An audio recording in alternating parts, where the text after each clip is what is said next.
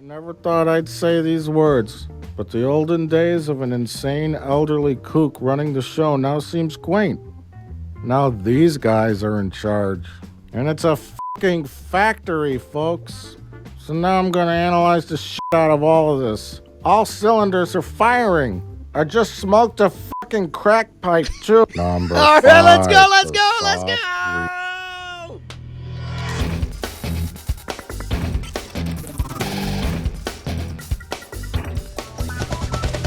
Welcome to Cordkillers, our mission to report the intel from the front lines of the cord-cutting revolution so you, my friends, have the information you need to be able to watch what you want, when you want, where you want, on whatever device you want. I'm Tom Merritt and Brian Brushwood. Mr. Plinkett is not pleased. All I want is to just sit and rewatch last night's drop of Mr. Plinkett's review of the Star Wars universe. And ostensibly, it is a review of The Force Awakens, just like he totally blew your mind with the Phantom Menace review and all of the reviews they do.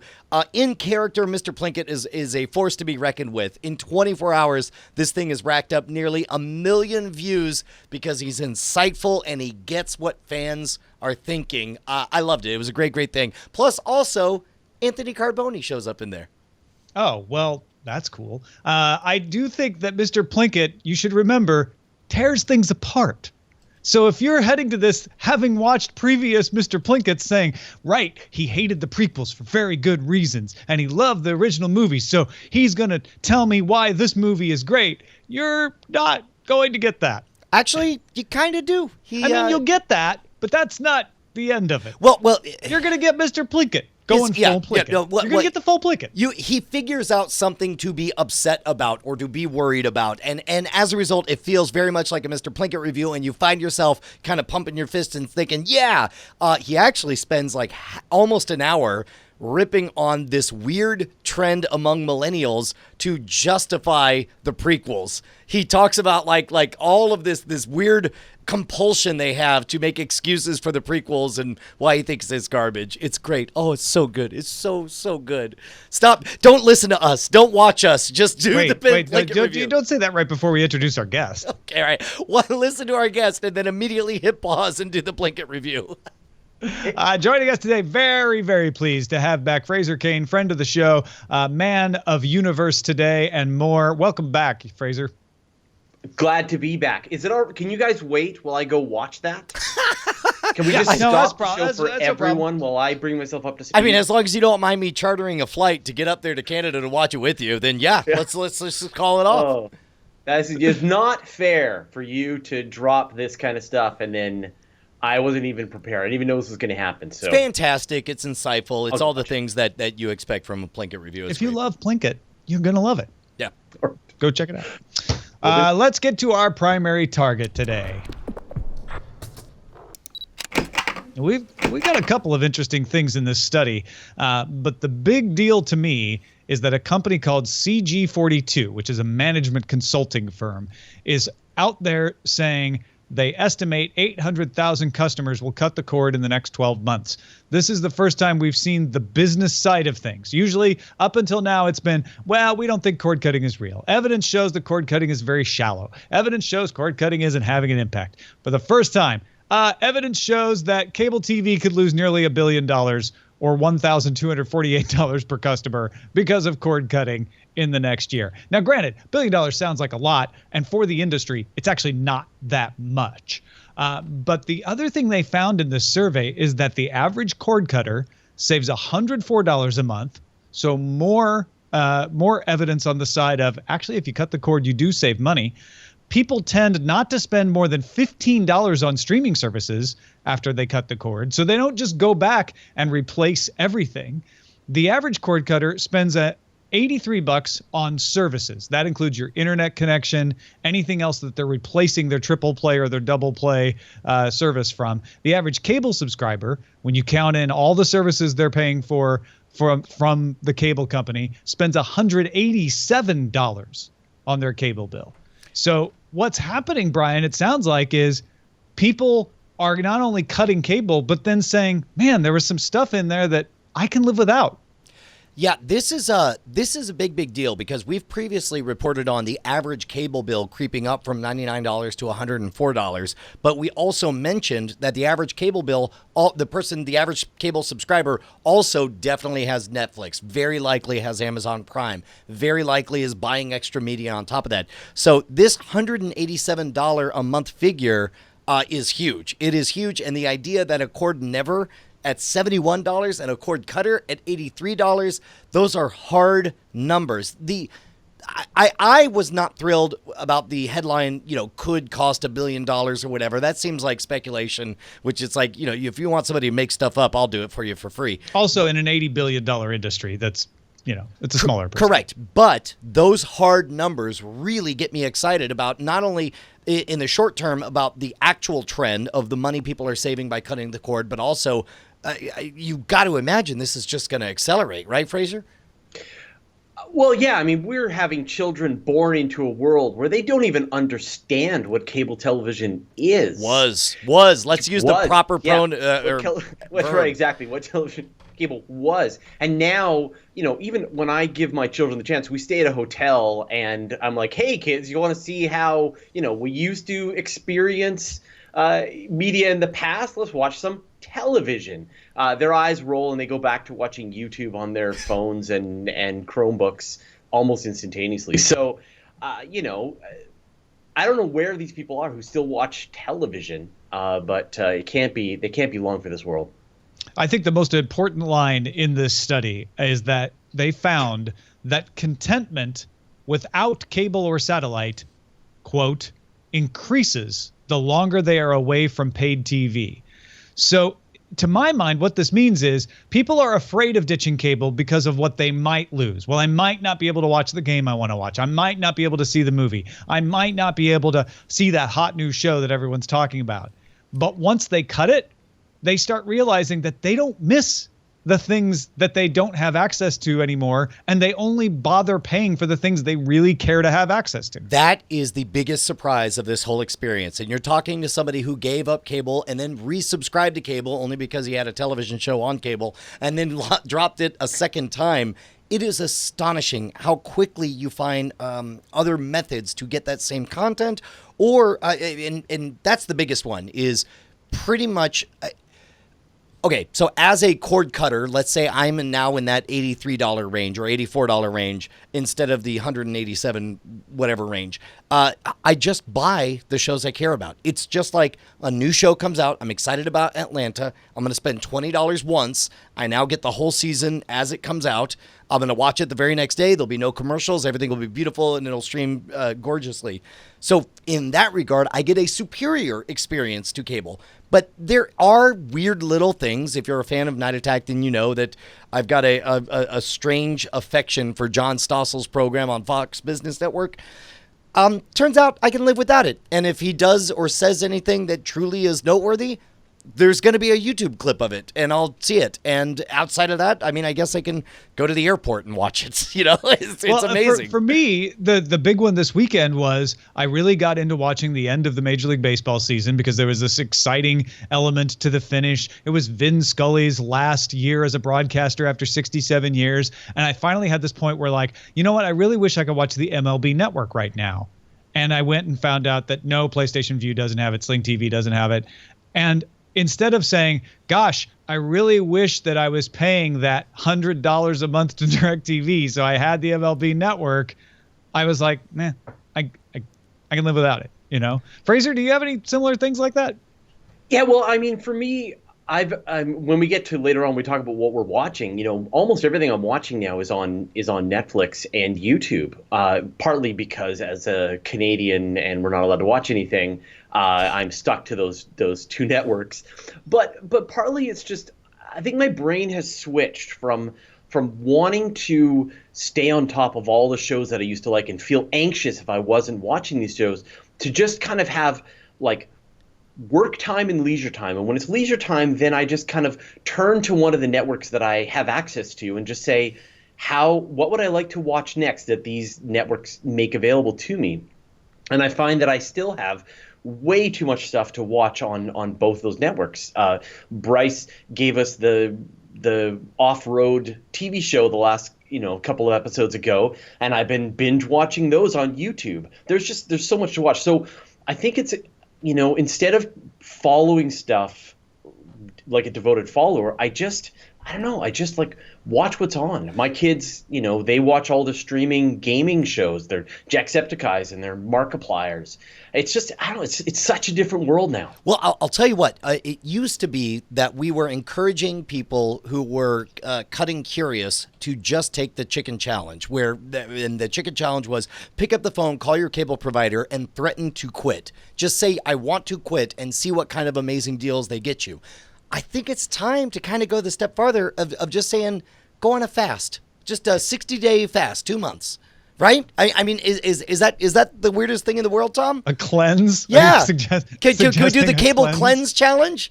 Who's in on the cable cleanse challenge? 2 months. I think if you're feeling back. anxious about the list of things on your PVR that you haven't gotten around to, you need to go on the cleanse. Yeah. All right. Well, I'm calling it. It's a 60-day cable cleanse challenge. You can always go back. You'll get a good introductory offer when you come back. You're going to save money, and you're going to have, per these numbers, $187 times 2 months. That's nearly $300 to just buy all the content that you want during that time. Figure out what things that you see and don't see, things that you wish you could see, and how you work around them. Because think about it. When you got $300 to spend, you could go to the bar to watch that game. You could buy a round for everyone. There's a million ways you could do it. Somebody keep track of your money and then see how it comes out after 2 months of the cable cleanse challenge. You're going to feel so good. It's going to take the toxins of those shows away from you.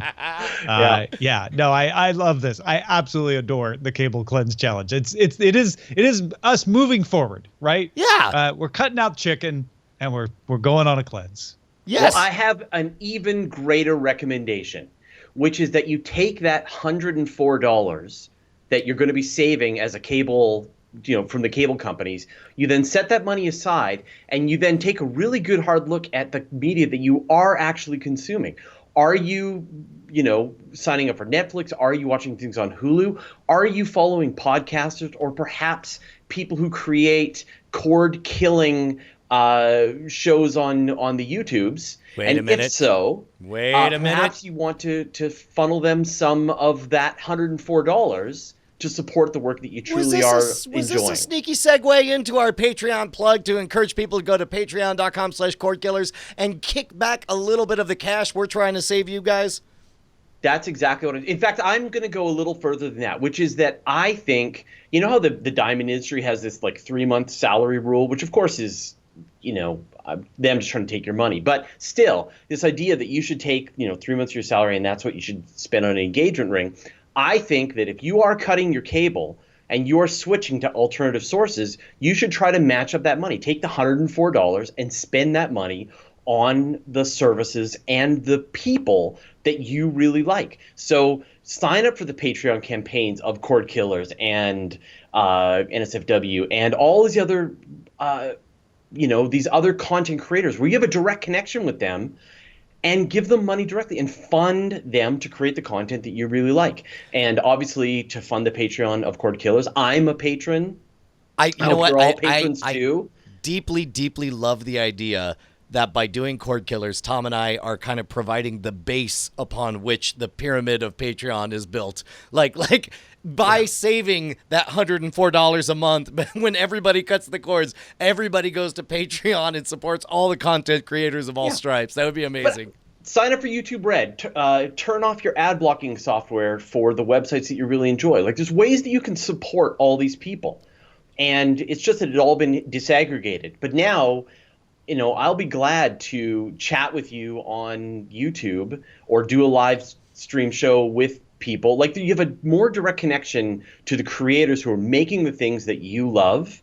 And I think at the end of the day, that's a much more valuable thing. So head on over to patreon.com/Cordkillers and support you know what? While the you're at it, creators as long as you're typing in the word Patreon, you might as well go /universe today as well. No joke, man. If you're saving $104, you can afford to throw like a buck here, $5 there, $2 there, right? Why not? And by the way, if you've never done Patreon, and this is an angle we haven't talked about before, I deeply love knowing that there's content that oftentimes I don't even have time to watch, like Ali Spagnola's stuff. Oftentimes I don't even bother to watch the video. I just love her. I love what she's doing. I love what she's about. And it's $5 a month automatically. I never even think about it. I just love the feeling that comes from supporting independent content creators. If you haven't tried it, give that a try. Even exists in the world is just the greatest sense of accomplishment. So what I thought I would do is maybe ask the Cordkiller community, can we come up with a term for this? I mean, but if it's so like if we were doing our diamond commercial, it'd be like, right, for 3 months salary, you should give her the best. Like, what would that phrasing what would be? the diamond cut your group cable and say take about the money diamonds? that pours out and give that to the content creators that you love, or something like that. Well, we'll polish that. We'll polish that diamond. Yeah, we need a name for this. 1 month's cord cutting savings should go towards your diamond club. .tv. Pretty good. Pretty good. All right. Now it is time to tell you how to watch that stuff that you love. Brand new segment. Ooh, I love that new intro. So good, Bryce. Bryce Castillo in the house. So we are combining Gear Up and Signals Intelligence into one, because this is all about how to watch. This whole show is about how to watch and what to watch. And so this is the How to Watch segment. Welcome to it. Congratulations. You're here. You made it. Netflix, according to the Extremist, EXSTREAMist, has sources who claim that they used to work at Netflix and that the catalog of Netflix in 2012 was 11,000 movies and TV shows. According to unogs.com, the unofficial Netflix global search, the current Netflix library is 5,300 titles. Now, this is starting to freak people out. They're like, that's like around 50% of what they used to have. First of all, have you noticed? And even if you did it bother you? So, number one, I did not notice. Number two, I think that it is worth noting because at some point, Netflix was essentially your digital library. Like Netflix used to occupy the same spot in my mind that Spotify currently occupies, where it's like, oh, I pretty much have all the albums that were ever created. I have Spotify, and it's worth the money because I have access to everything. Netflix is not that anymore. Netflix, to me, in my mind, is now, it's the place I go, and it tells me what I probably want, and it's right more often than it's wrong. And I don't have 1,000 hours of free time to watch the back catalog of everything. I don't want to invest that kind of time every month.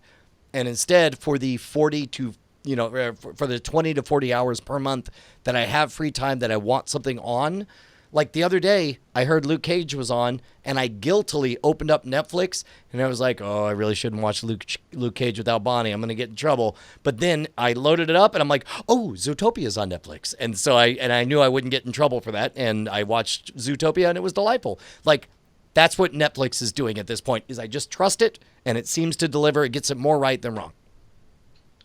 Yeah, I think that this is Netflix absolutely predicted the future in that back in the day when they were able to get all those licenses and content, it was super cheap. They were able to get their hands on tons and tons of this stuff, right? But they knew as everything moved to digital that the content owners were going to push back and were going to really kind of turn the screws on them, and they were going to make it harder and harder for them to get the content. So they created their whole life raft of their own original content. And as predicted, I'm sure if Netflix could get access to all this content for relatively cheap, they'd have hundreds of thousands of shows on there. But clearly the content owners are ratcheting up the prices that they're going to have to pay. And so this is what you get. And so now Netflix and the content owners are literally playing chicken.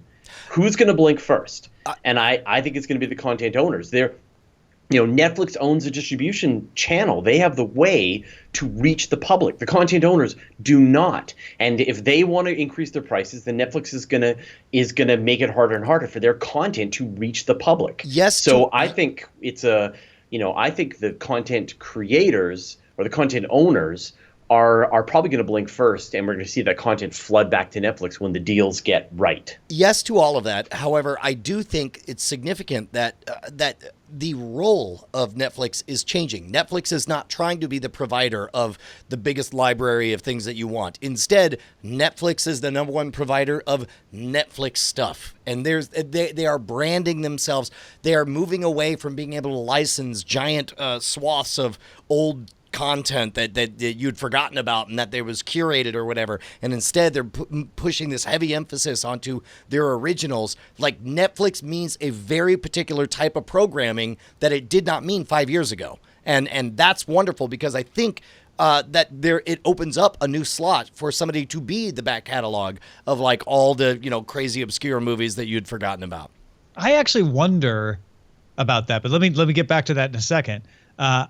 I used to think of Netflix as the place to watch anything when it was DVDs, right? Like, oh, if I need to catch up on a show, watch an old movie, go to Netflix, they had it all. Then streaming came along and it was like, oh, that's a place with a lot of movies. And they're adding more movies all the time. Netflix is about movies. And I will stream movies on Netflix, and it's my unofficial movie channel.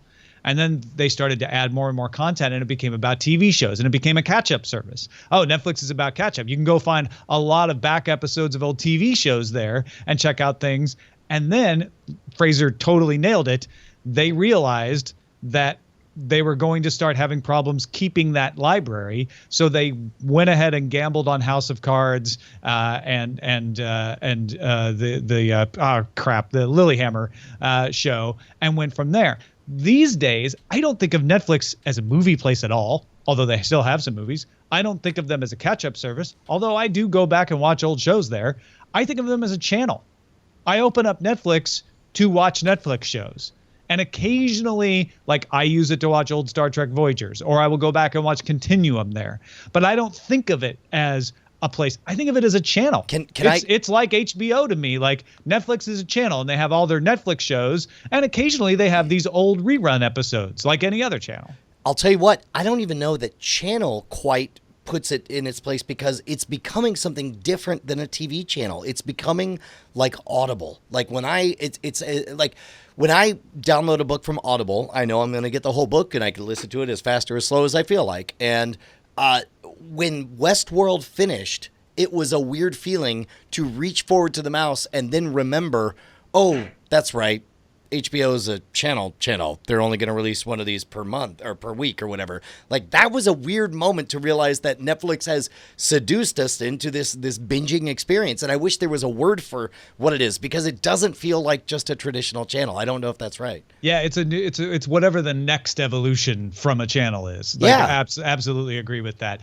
I don't know that any service will ever become the Spotify for TV shows. I kind of feel like what we'll see more often is the people who own those back catalogs starting to take more direct action to monetize them.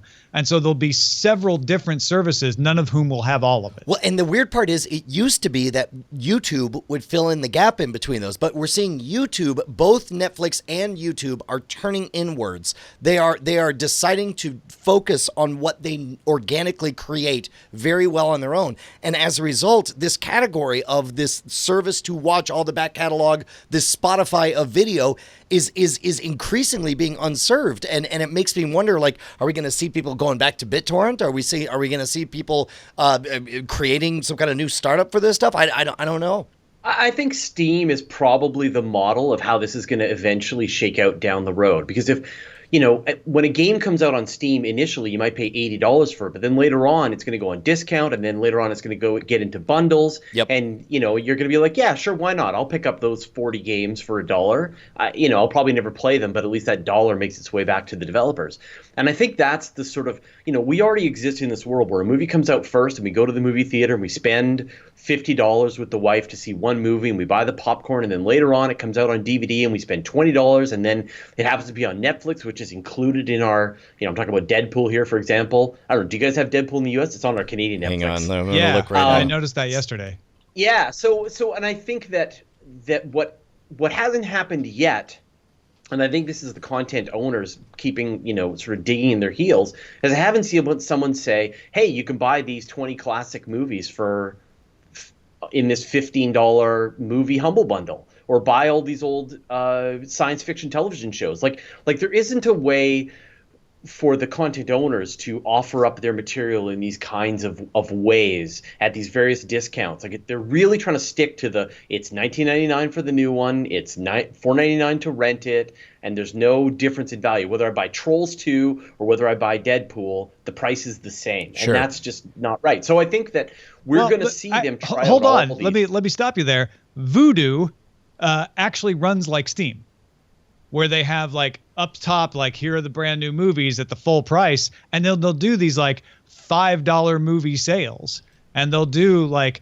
I bought the Star Trek bundle because it was like buying 3 movies. They had like all 7 of the Star Trek plus Next Generation movies for Also, the price of 3 movies. So for that's the starting to record, happen. just real quick to make all of our friends up north feel better, you guys all have Deadpool on Netflix. Here in we have it on America, we don't have it yet. It's on HBO. We have it on HBO. It's That's on why I HBO. was thinking Oh, about that. got it. Let me just go to Vudu here and just see what's available to me. Is it not in Canada? It's a Walmart property. no. It might not be. Oh, I'm no. curious. I don't know. But anyway, I feel like we are still in really early days of this, and we are going to have to have the battles back and forth. And I think the cycle will come back to the beginning, where there will be some kind of Spotify version where you can pick up all content, and that all the streams will flow into this one marketplace, and you'll be able to do it. But there will also be places where you can connect to people directly, the creators. There'll also be alternative ways of doing it and ways to see things with advertising. Like everything's going to get figured out. We are in such early days of this, so be patient. It's weird to think that we're still in early days of this when Brian and I have been talking about it. Look, we're just really advanced, Tom. We're just way ahead of the curve. Get ready for our new show, Singularity Killers, for their post-human environment. How to upload your consciousness the easy way. Real quickly, the other story in How to Watch right now is the US FCC delaying their vote on a plan that would require MVPDs, multi-channel video programming distributors, cable companies, to provide third-party access to apps. Remember, the FCC said, we want to stop cable companies from forcing you to pay to rent a box or forcing you to get a box from them. So originally they wanted it to be your programming will be available to anyone to write software. Then they adapted that and said, okay, we'll let you write the software, but your apps have to be available across platforms. They have to be written in HTML5. Actually, they didn't even say that. They said you can write them in whatever you want, but it has to be across the major platforms. And it was the licensing of that software that was the sticking point. They wanted to provide a standard license that all the cable companies would have to abide by. And the cable companies wanted to have different licenses for different platforms. And now they have just put off the vote. They were supposed to vote last week. They delayed it, and there is no scheduling of a new vote at this point. You know what? Before we move on to what to watch, one more thing on how to watch. Late breaking news that we forgot to put in the lineup. Twitch Prime is launched, and you get it with Amazon Prime. Have we talked about this at all, Tom? No, it wasn't that we forgot. I just didn't put it in. Oh, you didn't think of it? No, Tom because it's didn't- about video This just games. in. Tom doesn't think it's relevant. So it's a shipping service that now gives you access to video games. To watch other people playing video games. Yeah. Well, I guess you're right. No, This you're is right. huge. There's the Huge. the main part of it I thought was the video game discounts and things like that, but it does have bearings on watching streamers. Well, and they're things. pushing it hard. When I was playing Hearthstone today, they were giving away free characters that you could play in Hearthstone that normally you'd pay $6 to do. They're like, just try Twitch Prime. We really want you to try it. So it's a big effort. So what all is in it? I don't know. So what you get, what you get is every month you get a subscription credit. So every month, every 30 days, you can say, I want to be counted as a subscriber for this Which is channel. normally $5. It's about $5. Right. Every month, I think there are video game freebies. So like right now, you can get a free game through a Twitch launcher, which is a new program. You get things like the Hearthstone heroes and stuff. And I think they have got discounts, which I'm guessing are going to be through Amazon Digital. Got it. All that matters is that it's available in Canada. That's all. And it is, right? Yeah, it's available Finally, in Canada. talking about Yeah. the real issues. Voodoo, by the way, is not. I just checked. All right, let's move on to What to Watch, which is our segment that we still call Under Surveillance for the moment. It's all about location. Under surveillance. Netflix will distribute Duncan Jones' next movie, Mute. It is the second in a planned trilogy that was started by the movie Moon. This one stars Alexander Skarsgård and Paul Rudd, set in a futuristic Berlin. This sounds fascinating, and I'm so excited. Like, Moon was so good. If you haven't seen Duncan Jones's Moon, you're a bad person, and you should hate yourself. Move to Canada, where it's probably not even available. That's your punishment for not. No, it's on having seen Netflix because everything's on Netflix. There. Got it. But the idea, like, I have no doubt that this will be a narrowly focused vignette on that only makes me even more hungry to see the rest of planet Earth as imagined by Duncan Jones in the not too distant future. Yeah, so the main character, Skarsgård, is a mute bartender who works to track down a missing partner and runs into a surgeon portrayed by Paul Rudd who helps him. That's great, man. Very excited. Fraser, what do you think? If it's good, then great. And if it sucks, then that's too bad. Well, let me tell you something that is apparently good by objective evaluation. HBO renewed High Maintenance for a second season. That's the Vimeo show that HBO picked up. They've only aired, I think, one, maybe two now, They're at 3. of the They're at 6-episode season. Casey Bloys, the programming president at HBO, said the response to the new episodes exceeded all of our expectations. Dude, it's I can't speak to the HBO iteration of it, but when it was on both as a kind of an early test thing, and I even bought the episodes on Vimeo, I loved the idea of these individual vignettes, this anthology of the type of people who buy an illegal substance in upper class and not so upper class society. It's really interesting, and you watch some of these, right, Bryce? Oh yeah, I've been keeping up with it every week, and it's really good. Oh, good. Oh, yeah, I really- But you love had never High watched the Maintenance. original And vignettes. I hadn't seen the original, so I felt like out of place with what the concept was. But Did you get go it really back and quickly. watch them? Because they're there on HBO now. I did find them. I think last week I said I couldn't find them. I did find them, and they're also really great. It's like the only difference between them is that the new ones are a half hour. Right, the instead old of ones are 5 to just 10 shorter, minutes. right? Yeah. Yeah, I watched and then- the back one on Vimeo, and they were fantastic. Yeah. And you don't want to go old school and refuse to watch them now that they're like... Now that let they're me just sold go out. to HBO Go and watch them. Oh, can't. Oh. This is So till you ever can get get older. HBO, right? But you just can't get it without cable. Is that the problem? Right, you have to go and buy Yeah. cable, and then you have to get it, and then you can get your HBO. That's boo you, HBO. Yeah. Wait, I thought HBO was going to roll out to all the countries. Come on, get on the stick, HBO. Amazon greenlit The Tick, Jean-Claude Van Johnson, and I Love Dick, all 3 of the pilots that they had put out. They'll be available in the U.S., UK, Germany, Austria, Japan. Yeah. Wait. Where else? That's all? Where That's else will all? they be That's it. available? That's all? That's all. That's Yeah. all. Eee. Amazon. Why Amazon? Is it Rogers and Shaw's fault? Is that why? I don't know.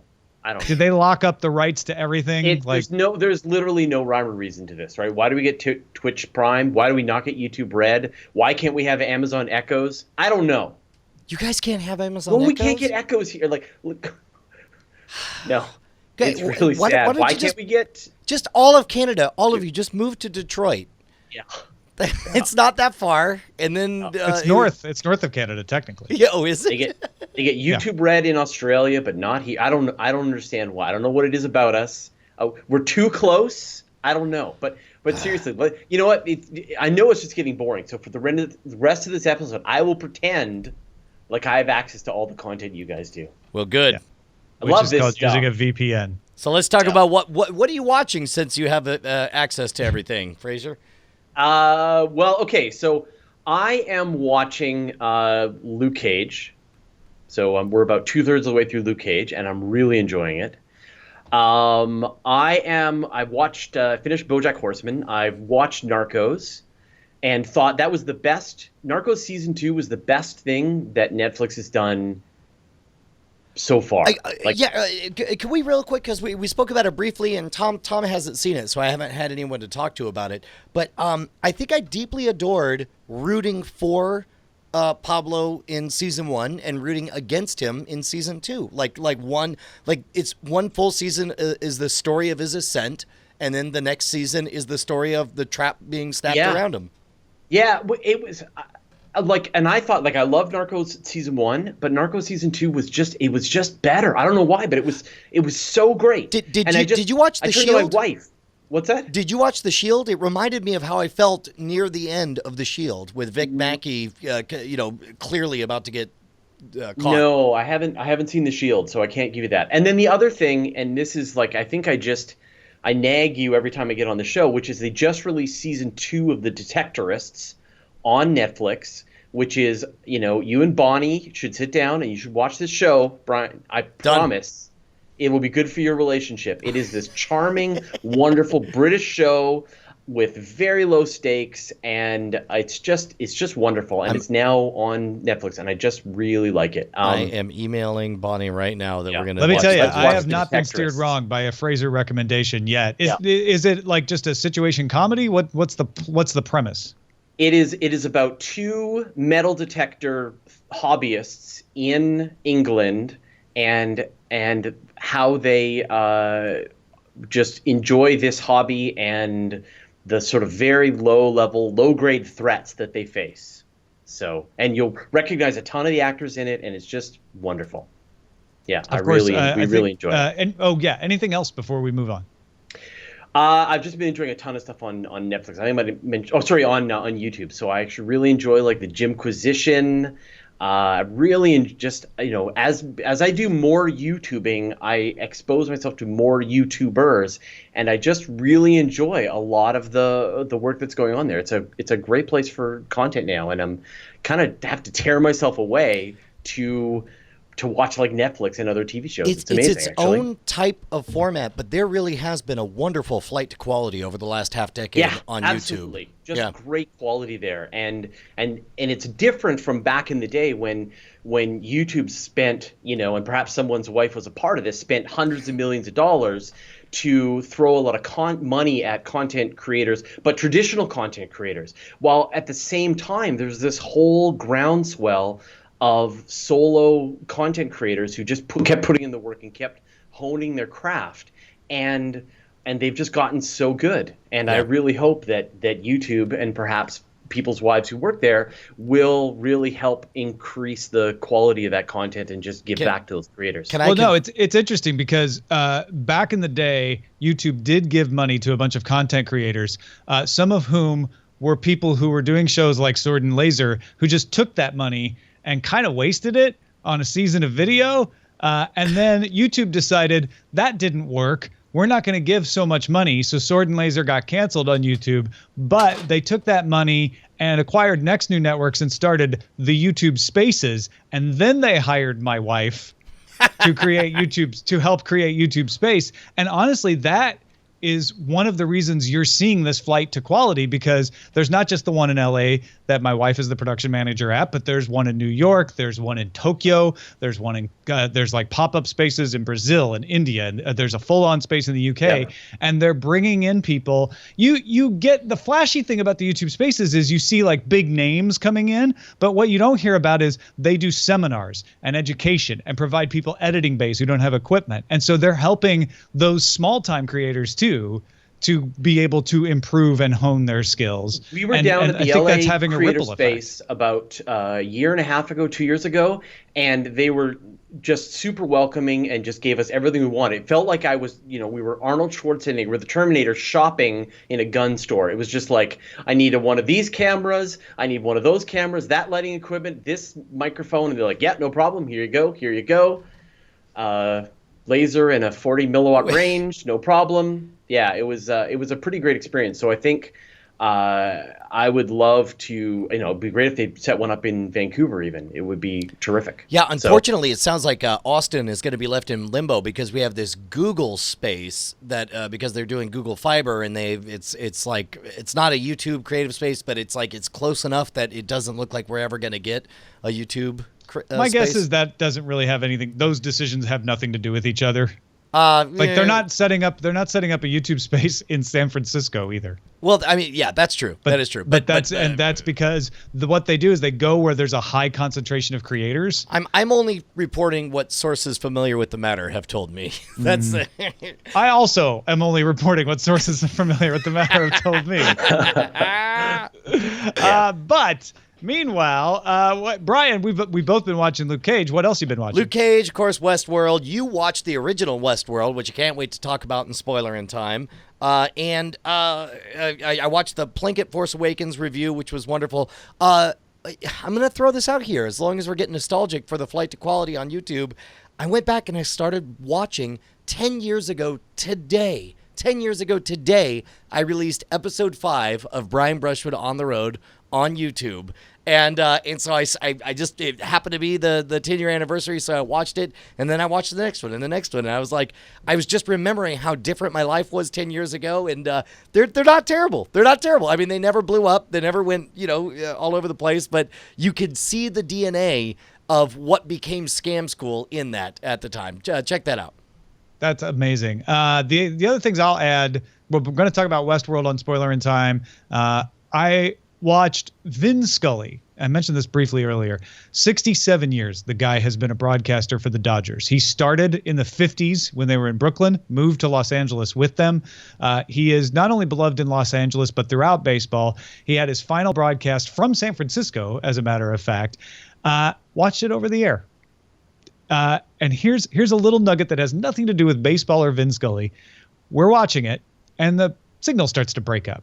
And Eileen's like, oh, this really sucks. Should we just turn on the radio? I don't know. And I was like, well, I think it's just I just think it's their signal. I don't know that it's anything on our end because the signal on that channel is usually pretty good. Maybe it's just, problem with the interference. I said, hold on, let me do something. I went to AntennaWeb. I checked where KTLA's broadcaster tower was. By the way, Dodgers games are usually only available on Time Warner cable. They made them available over the air because it was Vin Scully's last day. So that was a little cord cutter nod there. And then I took my antenna and I reoriented it so it was going towards the right broadcast tower. Picture cleared right up. And what this means is now my DVR is going to capture more error-free recordings of Arrow, Supergirl, Flash, and Legends of Tomorrow because I was watching baseball on Sunday. That's amazing. What have you been on the lookout for, Bryce? Hey, we got a viewer submission from Kevin in Cali. He writes, been cordless for over 4 years, using only legit means of acquiring using legit means of acquiring content for 2+ more. I've got Hulu, Netflix, and CBS All Access. I bought 2 seasons of shows last year, Mr. Robot and Outsiders, which he recommends. It is a WGN original series starring David Morse and Opie from Sons of Anarchy. It's about a clan living off the grid in the mountains of Appalachia that refuse to leave when a company gets the rights to mine coal from their mountain. Chaos ensues, and there is some sort of unclear, possibly magical element to the show.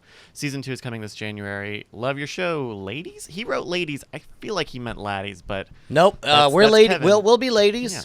So Outsider Season 1 is now on Hulu, and Season 2 is coming to WGN this January. This is remarkable because WGN, being a kid growing up and just knowing it was the local affiliate in Chicago, it's weird to think of them as being big enough now to have original programming. Yeah, supposedly this is their 3rd original series. That's crazy.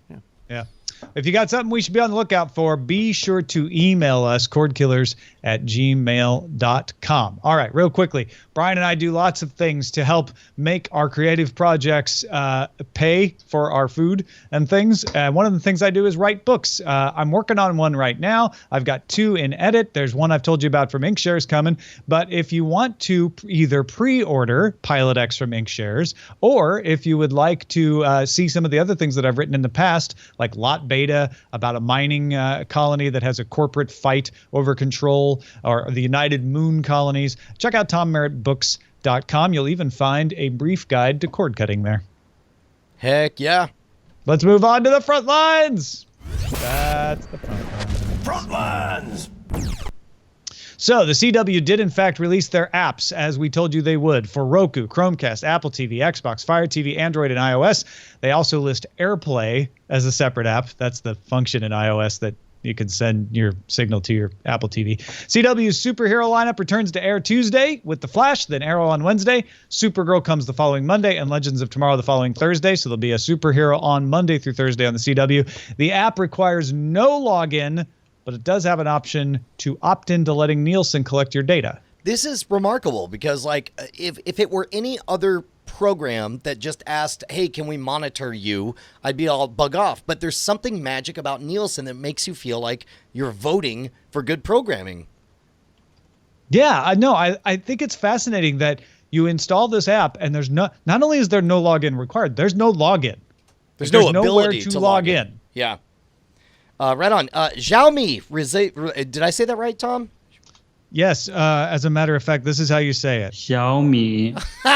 Right on. Xiaomi released its Android-powered Mi Box, MI, in the U.S. for $69. It supports Google Cast and plays back 4K content at 60 frames per second, as well as HDR. It's available at mi.com, that's mi.com, and Walmart stores. Wow. That's a hell of a package for a small... We're expecting a new 4K Chromecast tomorrow at the Google announcement, so this could be a competitor for that. Also, a new version of the Amazon Fire TV stick with Alexa voice remote is available for pre-order for $40. That's $40 with the remote. In addition to voice command capabilities, the stick also gets upgraded from a dual to a quad-core processor. Shipping begins October 20th. That's amazing. HBO and Cinemax are now available for subscribers of PlayStation Vue. You can either pay for the services or $15 a month on their own, or pay for the Ultra package, which includes them. Ultra costs $65 or $75 a month, depending on your location. Let's not talk about Canada. Yeah. What is this Hulu of which you I know. The interesting thing about PlayStation Vue is they're selling you HBO without paying for anything else. You can just pay for HBO. That could be your PlayStation Vue subscription, could be just HBO.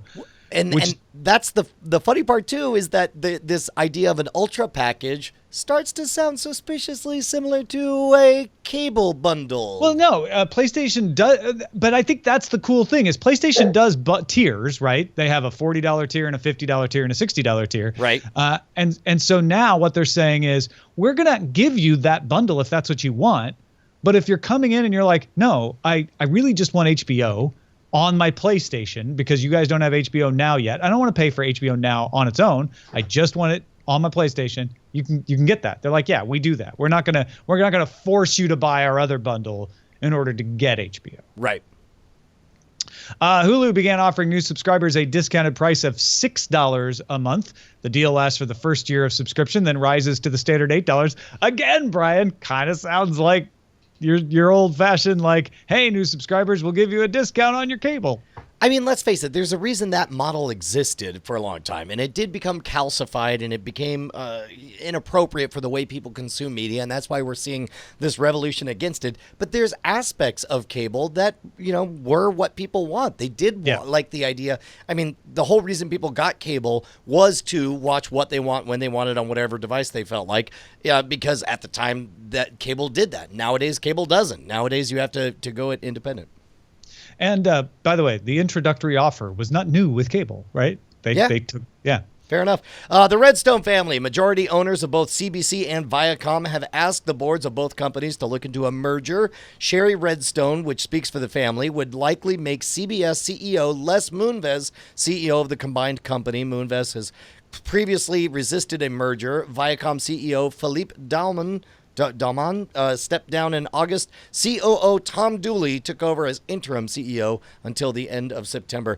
Got to tell you, every time we have a story like this, Tom, it just sounds like I'm reading about a soap opera that I haven't seen. Yeah, no, the upshot is what all you care about. Yep. If you don't care about the Redstones and the Moonveses, all you care about is that it's possible CBS and Viacom merge and Star Trek is reunited. Ooh. Oh. I like that. All right, let's get to our dispatches from the front.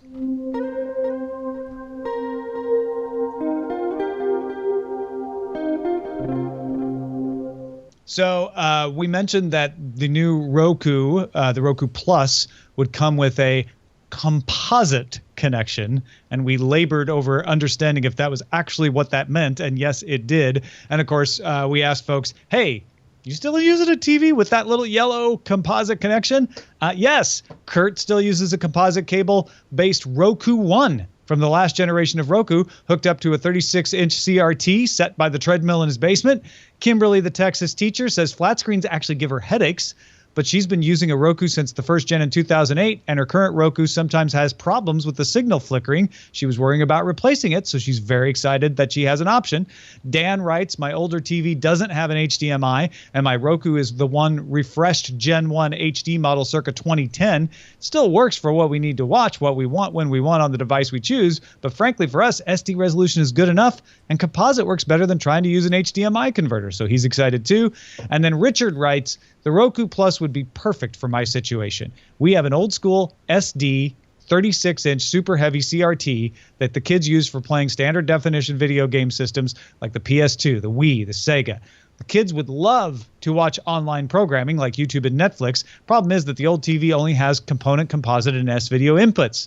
Since the new Roku Plus has an SD video and audio output, it would allow them to stream online programming on this TV as well. Then all of our TVs would be connected to the internet. Then he mentions that his parents have a couple of standard def TVs, and they just upgraded their DVD.com subscription, which, by the way, is what Netflix uses as the URL for the DVD service, to the $8 a month unlimited plan, and they're loving it. Right on. We also got an email from Chris saying that it's not necessarily the proper forum for this question, but he's been a fan of us all the way since Frame Rate, which feels like a million years ago now.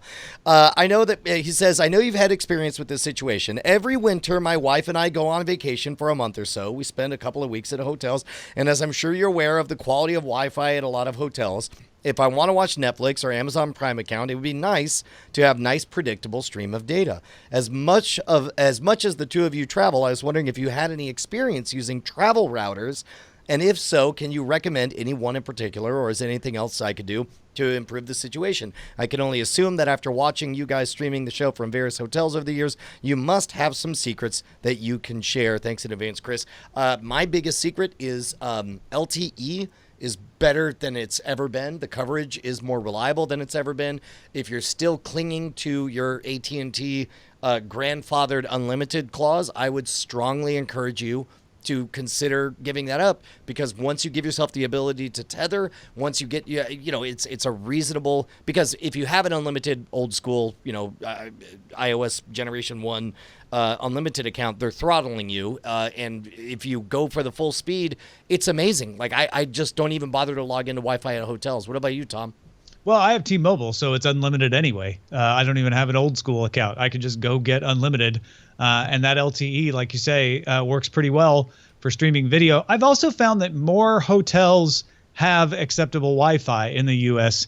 than they used to. So I think this is a problem that is going to start to fade a little bit. I don't think it's necessary to mess with the travel router. If you're like, well, I have a Verizon limited account and there's reasons why I can't switch, maybe pick up a prepaid Wi-Fi hotspot router that you can then just pop a little money on when you go traveling. I've got an AT&T router that I do that with sometimes, just to make sure that I have double coverage on stuff. But you could do that with AT&T, Verizon, or T-Mobile, any of them, and just say, you know what, I'll pay for that and use that as my travel router, rather than getting like an actual travel router that plugs into the hotel Wi-Fi. So, Fraser, do you have any travel tips for watching TV? Well, I have to agree on what you said, which is that the Wi-Fi internet's gotten a lot better in hotels, and I find, in the olden days, it was pretty tough to find a good, reliable connection. That's less and less of a problem. I think everyone is so dependent on the internet and Wi-Fi now that if you check into a hotel and the Wi-Fi sucks, then most people just complain to the hotel and they get it better. It's tough. Like as a Canadian, when I travel in the States, and I have to do that a lot, I actually take a Wi-Fi or an LTE router with me. There's a service that I can pay for that lets me then get high-speed LTE when I'm traveling in the U.S. So like when you say router, you mean like a little Wi-Fi hotspot, right? Yeah, a little Wi-Fi gadget, cool. Right? A little Wi-Fi. Well, it's pulling an LTE and then creates a Wi-Fi hotspot around me, and then I use that to, if the Wi-Fi is not dependable, then I switch to that and use it. Although I don't think I would watch Netflix. I don't know if I have enough data to watch Netflix, things like that. So I just read a book. Read a book. Get out of here. Go Go back to There's our Canada. answer. You book reader. There's your answer, Chris. Just read a book. Yeah. Read a Stop book. watching Take it from television. old literacy Pete over here. Finally, Nick wrote in and said, a tip for anyone in Australia regarding the chicken challenge. Foxtel, our only major remaining pay TV provider, has a retention department just like U.S. cable companies. When you call, you get put through to them by saying to the voice tree that you want to cancel Foxtel. Once you're through to a retention rep saying you want to cancel Foxtel, we'll trigger the rep to ask you what you like about Foxtel. This informs the rep as to what free channel packages to offer to you to try to get you to stay. This can include such goodies as the drama package, which includes HBO, Showtime, and Netflix, for free for a time period determined by the rep. The one package they will not give away for free is sport, but they have a standard deal for sports of $10 a month for 4 months, and it's normally $25 a month. When that 4 months is up, just give them a call again, and they'll extend it. Hope this helps. Dude, Nick. I'll tell you what, if you haven't dipped a toe in the water, then at least take the chicken challenge and give yourself some free money. But failing that, take the 2-month cleanse. That's what I say. Take the cleanse. And as long as you're reading books like Old Literacy Pete, then might as well head on over to universetoday.com, right? Yeah, we just got our 3rd Parsec Award, 3 years in a row for the Guide to Space. That's awesome. Yeah, so we've got I just wrapped up episode 270, so we're having a really good time on our YouTube channel is the thing I'm most proud of right now, and so check that out on it's wonderful, Universe man. Today on YouTube. Like you have a real knack of extruding the most interesting aha moments from and cutting straight to the quick. That I don't know. Every time I watch one of your videos, I know that within 3 minutes I'll be surprised. I'll learn something interesting. They don't overstay their welcome. They're great, and I love that you just go out into the woods to shoot them. It sort of ups the production value automatically. Yeah, people wonder why we do that. It's just because it's faster to just go into the forest than to try and shoot in a studio. It's just it looks amazing too. It looks like a high like shoot. Hollywood studios pay tons of money to get that shot. Yeah, exactly. I happen to live in a West Coast temperate rainforest, so I might as well use it. By the way, you look like a quick cut over to this like you look like a hitman or I don't know. You look tough. You look like a badass. Yeah. Well, thank you again, Fraser, for hanging with us, man, and thank you for inventing thank you for inventing the 1 month diamond redistribution challenge. Someone needs a name for this. Yeah, until we can come up with it, it is the 1 month content cleanse. I don't know. We need to work on this, but I think we all need to, get our ducks in a row and all, encourage people to support the creators that they love. Right. Our website is cordkillers.com. Our email address is cordkillers@gmail.com, and we're live on diamondclub.tv Mondays, 7 p.m. Eastern, 4 p.m. Pacific. And that's also 4 p.m. Pacific in Canada. We'll see you then. Hey guys, Tom and Brian here. We just wanted to say thank you to all of our $5 patrons who keep us loud, live, and independent. You guys make Cordkillers the production that it is. Your name appears in the video credits and appears in our hearts. And if you'd like to become one of them or see who they are, you can go to patreon.com/Cordkillers. You'll need to do more than just go there, though. You'll have to sign up and, pledge an amount. But unless you just want to see who they are. Well, I mean, you could gawk.